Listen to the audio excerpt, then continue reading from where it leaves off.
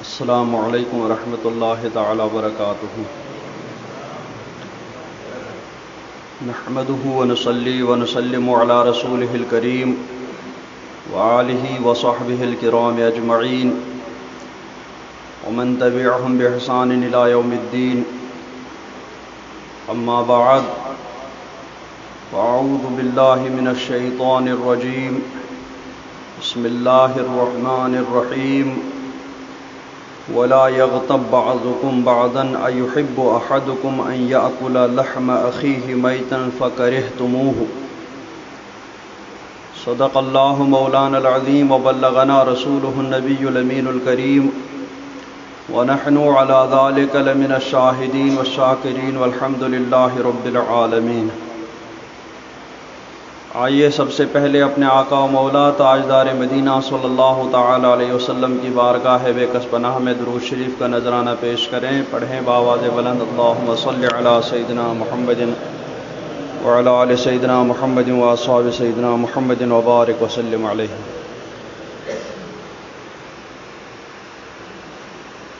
حضرات گرامی،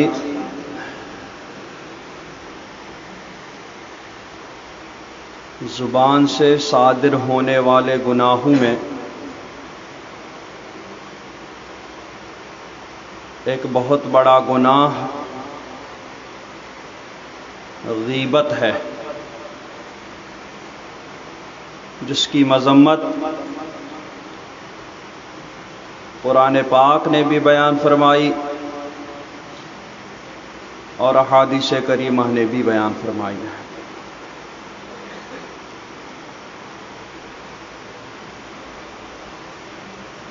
اور اس غیبت کی تعریف کہ غیبت کس کو کہتے ہیں، خود سرکار دو عالم صلی اللہ تعالی علیہ وسلم نے ارشاد فرمائی کہ لوگو اتدرون ما الغیبہ، کیا تم جانتے ہو کہ غیبت کس کو کہتے ہیں؟ تو صحابہ کرام رضوان اللہ تعالی علیہم اجمعین نے عرض کی اللہ و رسولہ اعلم، کہ اللہ اور اس کے رسول بہتر جانتے ہیں۔ تو سرکار نے ارشاد فرمایا کہ اذا ذکرت اخاک بما یکرہ فقد اغتبتہ،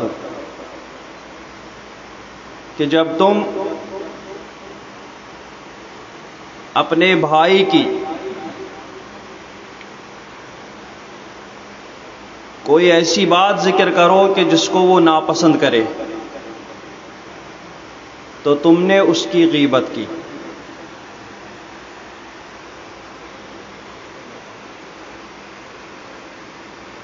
کہ ناپسند بات کو ذکر کرنا سامنے نہیں، پیٹھ پیچھے، اس بھائی کی غیر موجودگی میں، اپنے مسلمان بھائی کی غیر موجودگی میں اگر تم نے اس کے بارے میں ایسی کوئی بات کہی کہ جس کو سن کر وہ ناپسندیدگی کا اظہار کرے، تو تم نے اس کی غیبت کی۔ تو عرض کیا گیا ارائیت ان کان فی اخی ما اقول، کہ یا رسول اللہ یہ ارشاد فرمائیے کہ جو بات میں نے ذکر کی اپنے بھائی کی غیر موجودگی میں، اگر وہ بات اس مسلمان بھائی کے اندر ہو، کیا تب بھی وہ غیبت ہوگی؟ تو سرکار صلی اللہ علیہ وسلم نے ارشاد فرمایا ان کان فیہ ما تقول فقد اغتبتہ، کہ اگر اس کے اندر وہ بات موجود ہو جو تم نے اس کے پیٹھ پیچھے ذکر کی، تو پھر تم نے اس کی غیبت کی۔ وَإِن لَّمْ يَكُنْ فِيهِ مَا تَقُولُ فَقَدْ بَهَتَّهُ، اور اگر اس مسلمان بھائی کے اندر وہ بات موجود نہ ہو جو تم نے اس کے پیٹھ پیچھے کی، تو پھر تم نے اس پر بہتان لگایا، جھوٹ باندھا۔ تو دو میں سے ایک چیز، اگر وہ بات واقعی اس کے اندر ہے تب تو تم نے اس کی غیبت کی، اور اگر وہ بات اس کے اندر نہیں ہے تو تم نے اس پر بہتان لگایا، جو اللہ تبارک و تعالیٰ کی بارگاہ میں بہت بڑا جرم اور بہت بڑا گناہ ہے۔ تو سرکار نے خود غیبت کے بارے میں ارشاد فرمایا۔ حضرت امام ابو اللیث سمرقندی علیہ رحمۃ و رضوان فرماتے ہیں کہ بعض علماء نے بیان فرمایا کہ اگر تم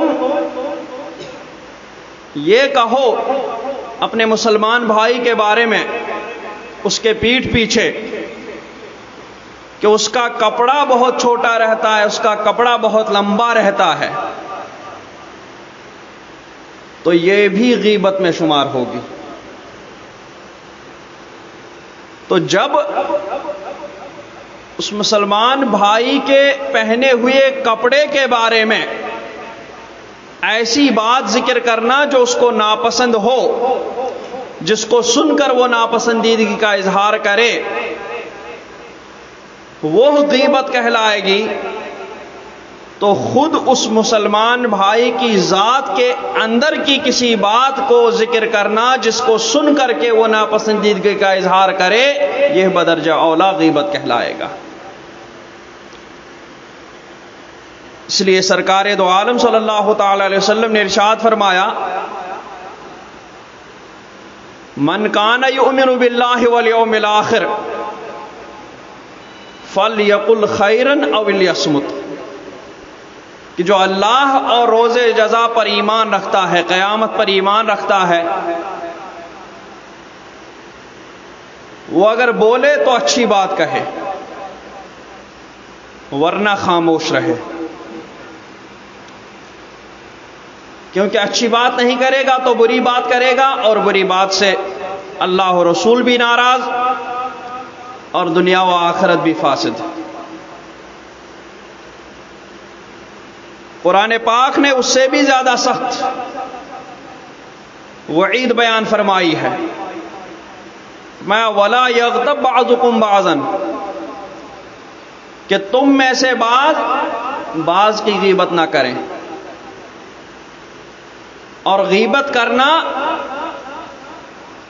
یہ مرے ہوئے بھائی کے گوشت کھانے کے برابر ہے۔ اس لیے قرآن پاک نے فرمایا کہ تم میں سے بعض کی غیبت نہ کریں۔ اَيُحِبُّ أَحَدُكُمْ، کیا تم میں سے کوئی یہ بات پسند کرتا ہے کہ أَن يَأْكُلَ لَحْمَ أَخِيهِ مَيْتًا، کہ اپنے مرے ہوئے بھائی کے گوشت کو کھائے؟ تو جس طرح تم مرے ہوئے بھائی کے گوشت کو کھانا ناپسند کرتے ہو، اسی طریقے سے غیبت بھی ناپسند کرو کسی مسلمان بھائی کی، اس کے پیٹھ پیچھے ایسی باتیں ذکر نہ کرو کہ جس کو سن کر اسے تکلیف ہو، جس کو سن کر کے وہ ناپسند کرے۔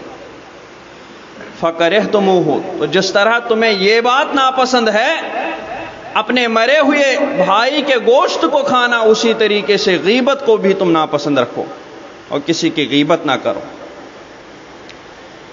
اس غیبت کی بڑی وجہ کیا ہوتی ہے؟ سب سے بڑی وجہ تو یہی ہے کہ قرآن پاک اور احادیث کریمہ کی تعلیمات سے دور ہونا۔ سرکار نے فرمایا، المسلم من سلم المسلمون من لسانہ و یدہ، کہ مسلمان کامل طور پر وہی ہے جس کے ہاتھ اور زبان سے اس کے دوسرے مسلمان بھائی محفوظ رہیں۔ تو زبان سے کس طرح محفوظ رہیں گے؟ وہی کہ نہ ہاتھ سے وہ کسی کو تکلیف پہنچائے، نہ ہی زبان سے اس کے بارے میں ایسی کوئی بات کہے، جھوٹ، غیبت، چغلخوری وغیرہ، کہ جس سے اس کو ناپسند ہو، جس سے وہ ناپسند کرے یا جس سے اس کو تکلیف پہنچے۔ قرآن پاک نے فرمایا انما المؤمنون اخوۃ، مسلمان آپس میں بھائی بھائی ہیں. تو بھائی کے لیے مسلمانوں کی ایک دوسرے سے محبت ہوگی. جس طرح اپنے بھائی سے محبت کرتا ہے اور اس کی برائی نہیں کرتا، اسی طریقے سے سارے مسلمان ایک دوسرے کے بھائی ہیں. تو ایک دوسرے سے ویسی ہی محبت کرے جس طریقے سے وہ اپنے بھائی سے کرتا. جب وہ محبت کرے گا، بھائی چارہ قائم رکھے گا، تو وہ دوسرے مسلمان کی غیبت بھی نہیں کرے گا، دوسرے مسلمان کے بارے میں چغلخوری بھی نہیں کرے گا. یہ اسی آپسی محبت، آپسی بھائی چارگی اور قرآن پاک اور احادیث کریمہ کے تعلیمات کو پس پشت ڈالنے کا ہی نتیجہ ہے کہ آدمی جھوٹ بولتا ہے، غیبت کرتا ہے، چغلی کھاتا ہے، کہ جس میں اس کی دنیا کے ساتھ ساتھ آخرت بھی برباد ہو جاتی ہے.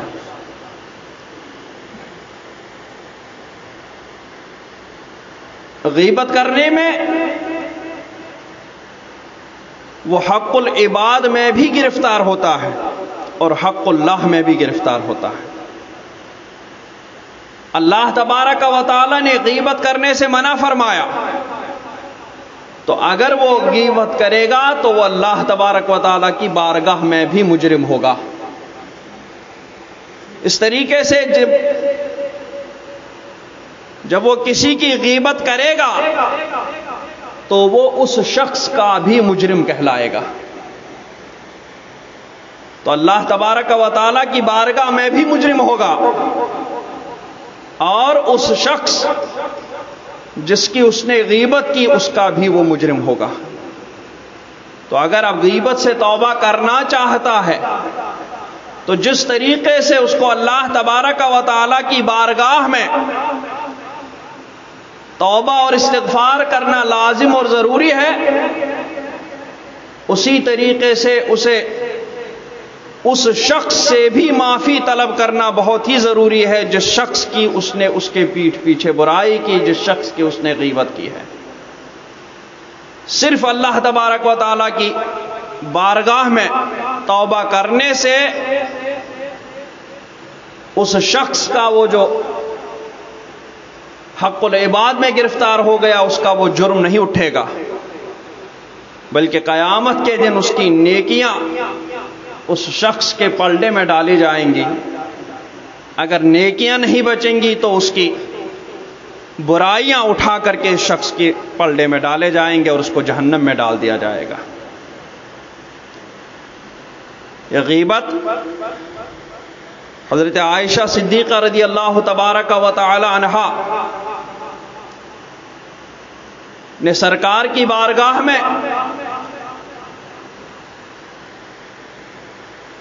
ایک عورت آئی جس کا قد دوسروں کے مقابلے میں تھوڑا چھوٹا تھا. جب وہ نکلی تو حضرت عائشہ صدیقہ رضی اللہ تبارک و تعالی عنہا کے زبان سے نکلا کہ اس کا قد کتنا چھوٹا ہے. تو سرکار صلی اللہ علیہ وسلم نے فوراً ارشاد فرمایا اغتبتہا، کہ عائشہ تم نے اس کی غیبت کی. تو حضرت عائشہ رضی اللہ تبارک و تعالی نے عرض کیا یا رسول اللہ صلی اللہ تعالی علیہ وسلم ما قلت الا ما فیہا، میں نے تو وہی بات کہی جو اس کے اندر موجود ہے.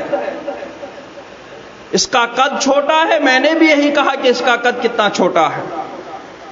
تو سرکار صلی اللہ علیہ وسلم نے ارشاد فرمایا ذکرت اقبح ما فیہا، کہ تم نے ایسی بات ذکر کر لی کہ جو اس کے اندر بہت ہی بری محسوس ہوتی ہے، جس کو سن کر کے اس کو بہت برا لگتا ہے. یہ بھی غیبت میں شمار ہو جاتا ہے. تو حقیقی بات حقیقت جو کسی کے اندر موجود ہو اس کو سن کر کے اگر اسے برا محسوس ہو، اگر اسے ناپسند ہو، تو اس بات کو اس کے غائبانے میں ذکر کرنا بھی غیبت ہی کہلائے گا۔ اسی طریقے سے ایک اور مرتبہ حضرت عائشہ صدیقہ رضی اللہ تبارک و تعالی عنہا نے حضرت صفیہ رضی اللہ تعالی عنہا کے بارے میں کہا کہ یا رسول اللہ صلی اللہ تعالی علیہ وسلم، حسبک من صفیہ کذا و کذا۔ حضرت صفیہ رضی اللہ تبارک و تعالی عنہا کا قد مبارک بھی دوسری عورتوں کے مقابلے میں، دوسرے لوگوں کے مقابلے میں کچھ چھوٹا تھا۔ تو حضرت عائشہ نے عرض کی کیا آپ کے لیے کافی ہے صفیہ کی ایسی اور ویسی بات؟ تو سرکار صلی اللہ تعالی علیہ وسلم نے حضرت عائشہ رضی اللہ تعالی عنہا سے فرمایا کہ عائشہ، تم نے یہ ایسی بات کہی کہ اگر اس کو سمندر کے پانی کے ساتھ ملایا جائے تو یہ اس سمندر کے پانی کا بھی رنگ بدل دے گی، اس پر بھی غالب آ جائے گی۔ صرف اتنی سی بات تھی کہ اس کا قد چھوٹا تھا۔ اسی طریقے سے یہ غیبت کتنی بری چیز ہے، کتنی بدبودار چیز ہے کہ سرکار صلی اللہ تعالی علیہ وسلم کے زمانے مبارک میں ایک مرتبہ بدبودار ہوا چلی، ایسی بدبو کہ اس نے مدینہ منورہ کے پاکیزہ ماحول کو، خوشبودار ماحول کو بدبودار بنا دیا۔ تو سرکار دو عالم صلی اللہ تعالی علیہ وسلم نے ارشاد فرمایا کہ کسی منافق نے کسی مومن کی غیبت کی ہے، اس غیبت کی بدبو نے ہوا میں مل کر کے اس کو بدبودار کر دیا ہے۔ اتنی بدبودار ہے یہ غیبت کی ہوا۔ علماء کرام فرماتے ہیں جب ان سے پوچھا گیا کہ جب سرکار صلی اللہ علیہ وسلم کے زمانے مبارک میں غیبت کی اتنی بدبودار ہوا چلتی تھی تو اب تو لوگ اس میں اور زیادہ مبتلا ہو گئے ہیں، ایک دوسرے کی غیبت کرنے میں لگے رہتے ہیں، ان کی اس غیبت کی بدبودار ہوا کیوں نہیں چلتی؟ تو علماء کرام نے بیان فرمایا کہ اب غیبت اتنی ہو گئی ہے، اتنی زیادہ ہو گئی ہے کہ لوگوں کی ناک اس سے مانوس ہو گئی ہے۔ جس طریقے سے کسی محلے میں، کسی جگہ میں مچھلیاں رہتی ہیں، بکتی ہیں، تو وہاں کے رہنے والے لوگوں کو ان کی بو سے کوئی فرق نہیں پڑتا ہے، انہیں کو کچھ بھی محسوس نہیں ہوتا۔ لیکن باہر کا آدمی اگر وہاں پر آ جائے تو وہ وہاں پر بیٹھ کر کے کھانا تو دور، چائے تک بھی نہ پی سکے ان مچھلیوں کے اس بو کی وجہ سے۔ تو وہاں کے رہنے والے اس بو کے مانوس ہو گئے ہیں، اور باہر کے رہنے والوں کو اس بو کی عادت نہیں ہے، اس وجہ سے باہر کے رہنے والوں کو محسوس تو ہوگی لیکن اندر کے رہنے والوں کو محسوس نہیں ہوگی۔ تو ایسے ہی سرکار کے زمانے میں غیبت نہیں ہوتی تھی، اسی لیے اگر کوئی غیبت کرتا تھا تو پتہ چل جاتا تھا کہ غیبت ہوئی ہے، کیونکہ اس کی بدبودار ہوا ماحول کو خراب کر دیا کرتی تھی۔ اور سرکار کے زمانے کے بعد اور آج کے زمانے میں اتنی بدبودار، اتنی غیبت پھیل گئی، اتنی غیبت پھیل گئی کہ اس کی اس بدبو سے ہمارے ناک، ہمارے سونگھنے کی طاقت مانوس ہو چکی ہے، ہمیں بالکل ہی اس کی بدبو محسوس نہیں ہوتی ہے۔ اتنا بڑا گناہ ہے یہ غیبت کا، اسی لیے قرآن پاک نے بھی اس کے بارے میں وعید سنائی، اور سرکار دو عالم صلی اللہ تعالی علیہ وسلم نے بھی جگہ جگہ اس کے بارے میں بتایا اور اس کی وعید سنائی۔ اسی طریقے سے ایک حدیث پاک میں ہے کہ سرکار دو عالم صلی اللہ تعالی علیہ وسلم اور آپ کے صحابہ کسی سفر میں نکلے۔ سفر میں نکلنے کے بعد سرکار نے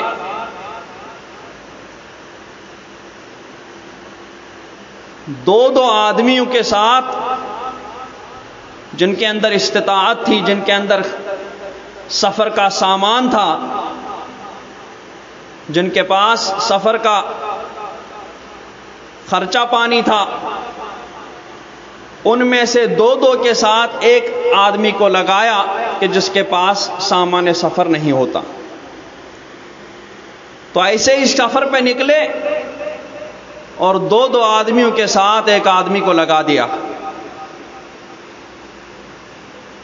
تو انہی صحابہ میں سے حضرت سلمان فارسی رضی اللہ تبارک و تعالی عنہ بھی تھے، ان کو بھی دو لوگوں کے ساتھ لگا دیا۔ جب سفر میں تھے، دوران سفر،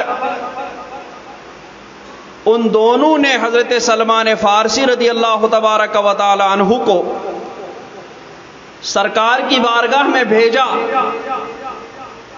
کہ جائیں اور اگر سرکار کے دسترخوان پر کچھ تبرک بچا ہو تو اس کو اٹھا کر کے لائیں تو ہم کھا لیں۔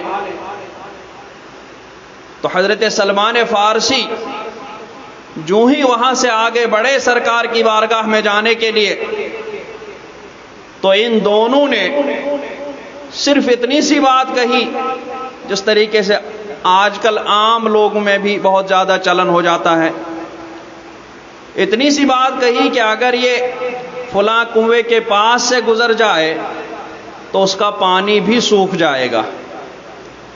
اتنی بات انہوں نے حضرت سلمان فارسی کے غائبانے میں ان کے جاتے ہی ان کے بارے میں کہی۔ تو ادھر حضرت سلمان فارسی رضی اللہ تبارک و تعالی عنہ سرکار کی بارگاہ میں پہنچے،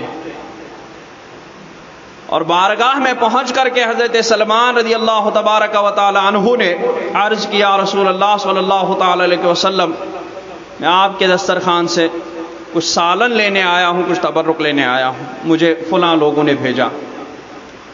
تو سرکار صلی اللہ تعالی علیہ وسلم نے ارشاد فرمایا کہ ان دونوں سے کہو کہ تم لوگوں نے ابھی تو سالن کھایا ہے، ابھی تم لوگوں نے گوشت کا سالن کھایا ہے، اب تمہیں اور گوشت کے سالن کی کیا ضرورت ہے؟